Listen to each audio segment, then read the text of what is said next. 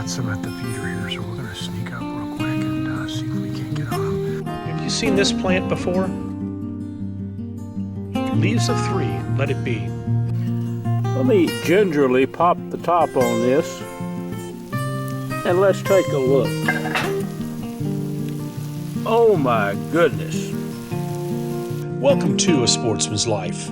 We're so glad you tuned in to join us for another exciting real-world outdoor adventure right here on A Sportsman's Life.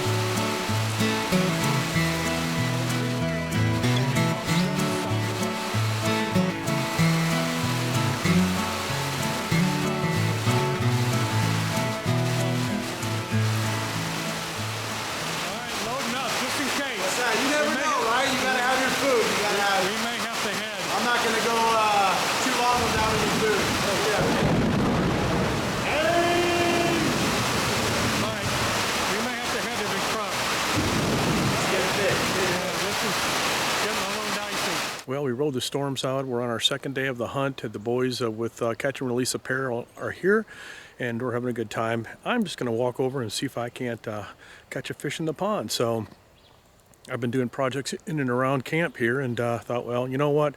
You got to get out and do some other things, so it's time to go fish. Let's go see if we can catch one. Wow, yep, see what I mean? We had a lot of rain. I'm going to have to swim across.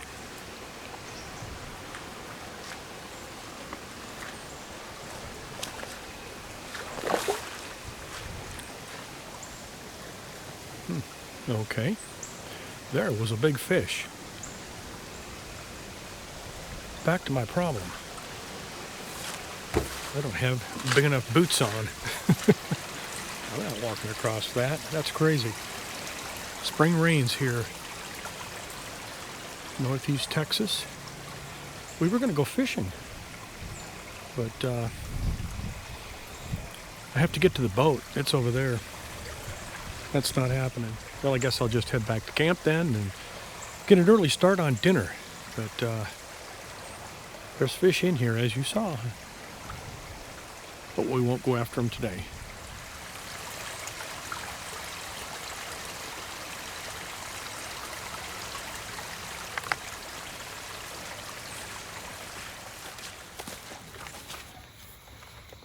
Got one in there? Yes. All right, folks, we've got some at the feeder here, so we're going to sneak up real quick and see if we can't get on them. All right, just follow me. I got the green light, but once we get to that road, I'm going to turn this light out, and then we'll look with the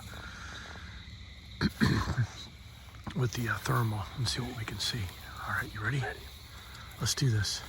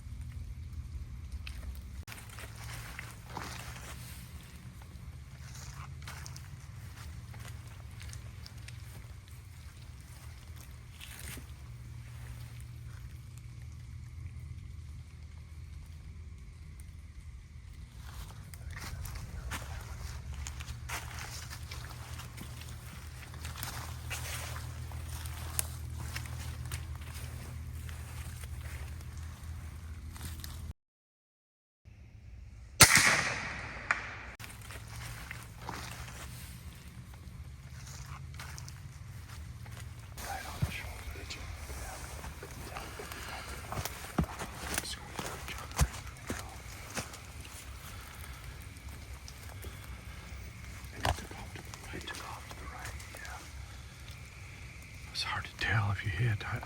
I couldn't hear. But did it sound like a hit to you? Hard to tell.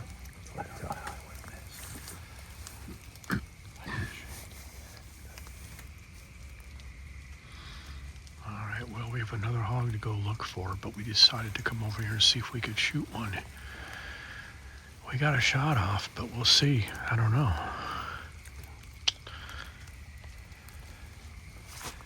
All right.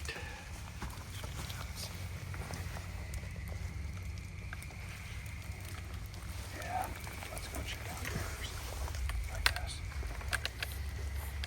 Do we want to go look for this? Let's go take a look. Let's walk down there. Yep, let's go take a look.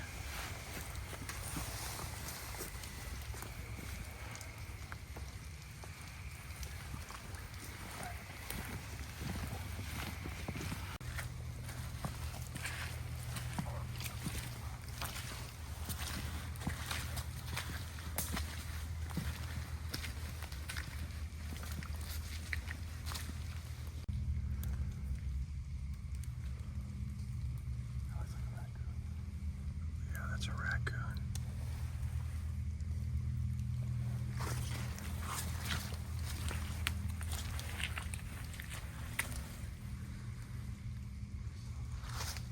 Well, folks, welcome back to A Sportsman's Life. We have our dear friends from Catch and Release Apparel. Moosey, thank you for coming down and enjoying a little hog hunting. Unfortunately, the guys did not get a hog this time. And Warren and Chris, thank you guys for coming. It's been a lot of fun. Tell us a little bit about Catch and Release to our folks out there that might be interested in buying some of your camo. Well, yeah, so we're a hunting apparel company out of Idaho, and we sell camo from warm weather gear, cold weather gear.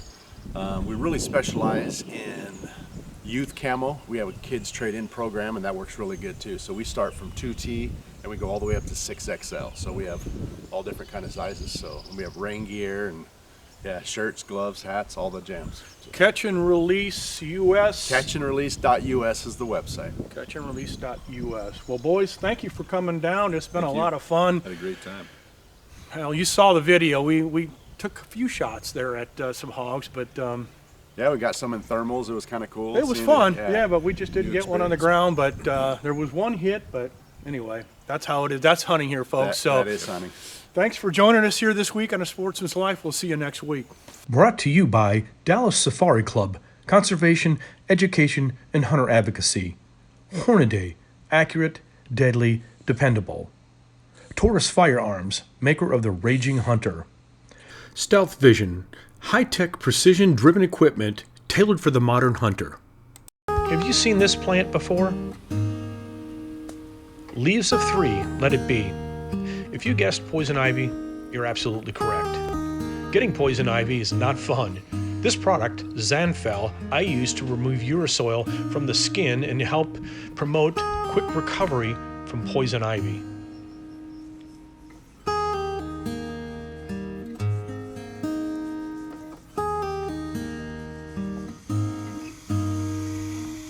You'll start to see results in 7 to 10 days. This is tech new.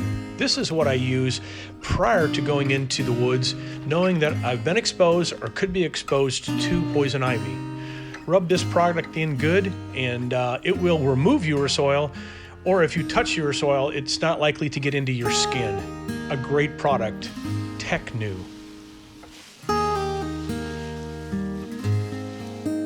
Just remember, picking up tools, you can transfer poison ivy from yourself to a tool or from the tool to yourself. Avoid poison ivy at all costs. Leaves of 3, let it be. A Sportsman's Life is also brought to you by Mossberg, American built, American strong. The YO Steakhouse, Catch and Release Apparel, AGM Global Vision, your go-to for thermal hunting scopes and spotters. Pyramid Air, your one-stop shop for everything air guns.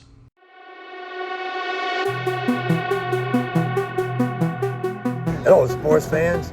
It's Bill, the old man at Striper Express, with your fishing tip this week on Sportsman's Life. Well, I'm at a trade show, as you can see, a little different surroundings. I was outside a minute ago, and it's blowing windy hard. So, I have come up with a great fishing tip. Let's go outside, and I'll show you.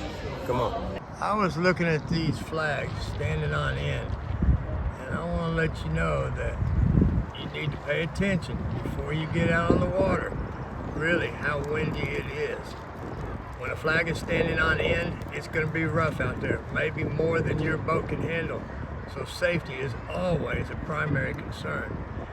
And another good tip, normally the wind lays at sunset. If it does not, and it blows all night, you can bet it's going to be a bumpy ride out there on the water. So remember that. If the wind does not lay at sunset, which it normally does, it'll be bumpy the next day. All right, how did y'all like that?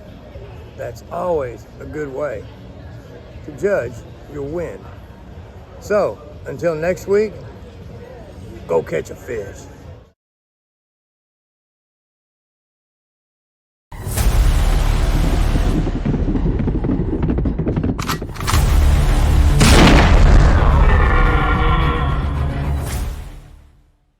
If you're looking for the best way to bring game to the table, check out Vineyard Max Deer Products at vineyardmax.net or find them on Instagram and Facebook.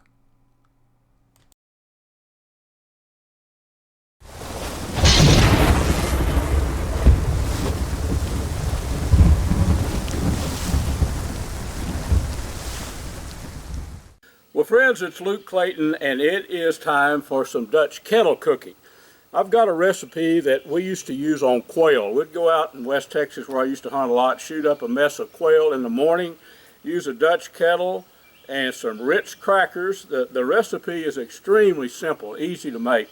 You just need some quail pieces, but I don't have any wild quail. I do have a half of a turkey breast from the Wild Ranch headquarters. So I've got that. I'm going to chunk those up. Actually, I have them chunked up right here. Ritz cracker crumbs, butter, and black pepper is all you're going to need for this particular recipe. So let me pull in here and show you exactly the ingredients. Then I'll show you the cooking process. We've got our hardwood embers over there just about ready, but let me let you look at all the different of the few components. Ritz crackers, meal, unsalted butter, a Dutch kettle, black pepper, and you can use Cornish hens for this. Nothing's better than quail, but honestly, this is the first time I've tried wild turkey chunks of the turkey breast, but I think it's going to be absolutely tasty. So let me give you a close look of the ingredients, then we'll start cooking. Well, friends, the first order of business when you're cooking with a Dutch kettle is to build a fire, right? Okay, we've got some hickory and oak well seasoned. We're going to let these chunks of wood burn down for about 30 minutes, and we'll have some really good coals to work with. And we'll put some of that those chunked up pieces of the Wild Ranch headquarters turkey breast in that Dutch kettle. I'm going to show you a very tasty way to cook any kind of fowl. Again, friends, if you don't have quail or white meat of wild turkey, you can use Cornish hens. I guess you could use a small chicken fryer. But you can see right here, we have this is about the size of a quail. These little individual chunks of white meat of turkey. So the recipe is so simple. Black pepper, I've actually incorporated some black pepper into this pulverized Ritz crackers, Ritz cracker crumbs. Here's our old cast iron skillet right here, ready to go. Put the coals on top of the lid and under the Dutch kettle. Remember, this is a number 10 Dutch kettle, so you'll want about 13 briquettes on top and about 7 or 8 underneath it. Or, as we're going to do, probably use some charcoal briquettes and some embers from that oak wood. Stick of unsalted butter. That's about it, friends. So we're going to melt the butter. We're going to dredge these pieces of turkey breast, Wild Ranch headquarters turkey breast, I'll add, in the butter. We're going to coat them with the meal, and every amount of meal that's left after you coat these pieces, put them on top and add a little more black pepper. Friends, this is one of the tastiest recipes you can imagine and very, very easy to cook. So let's load it up. So we'll get our butter melted down, and then we'll put it over on the table and load up our chunks of wild turkey breast. So it's time to put our chunked up turkey breast in the Dutch kettle. Have them coated with the Ritz cracker meal. These are about the size of the little quail that Mr. Bob Hood and I used to shoot and cook like this. Why wouldn't turkey breast be just as good as wild quail? I think it's going to be. I'll give you a look at this after we get them all in here. Well coated. And the kicker on this deal is to coat everything with some more black pepper. Now I have black pepper mixed into this meal, but you can't get too much black pepper. Oh yeah, that's the size of a Bob White. Bob White almost looks like one, doesn't it? Now, I told you the remainder of this meal, sprinkle it all over that. That's almost like a dressing, folks. I'll give you a look in there, but we have to hit it with some extra black pepper. Trust me, it's an absolute must. There we go. Plenty of black pepper, that's the key. Now, let's take a look. Let's take a look down in there and let you see what it actually looks like. So there we go. We're going to let those pieces cook with the coals underneath them and on top for about, we're going to give them about 40 minutes and then we'll check them. So let's load this Dutch kettle up with some coals. Well, friends, the coals appear to be cooked down about right. It's been 46 minutes. Let me gingerly pop the top on this and let's take a look. Oh my goodness. Let's plate these Y.O. Ranch headquarter nuggets up and see what they taste like. And friends, while you weren't looking, I took a skillet and cooked some fresh asparagus. So I think asparagus would go really well with this. Let's cut into this, one of these pieces. You notice all the extra crumbs there, like dressing if you will, but that gives it an awesome flavor. Let's cut into this. Very, very tender. Maybe a fork would be better, huh? There you have it, folks. Y.O. Ranch headquarters turkey breast nuggets. I think we come up with a new name for an old quail recipe. Let's get a few of those nuggets on there. You don't have to watch me eat this, but folks, that's as good a turkey as I've ever eaten in my life. I know the asparagus is good. I better quit chewing. Let's move on to the rest of our show. Hope you learned a little something on Dutch kettle cooking. It's really, really easy. It's simple. A lot of people get tricked up on it. Now, I have to chow down, so over and out. Folks, this segment was brought to us by Gearhead Archery, Smoke Intex Electric Smokers, Snaplock Hunting Blinds, Y.O. Ranch Headquarters, Ultramatic Feeders, and Catfish Pro. Tune in next week for some more real-world outdoor adventures right here on A Sportsman's Life.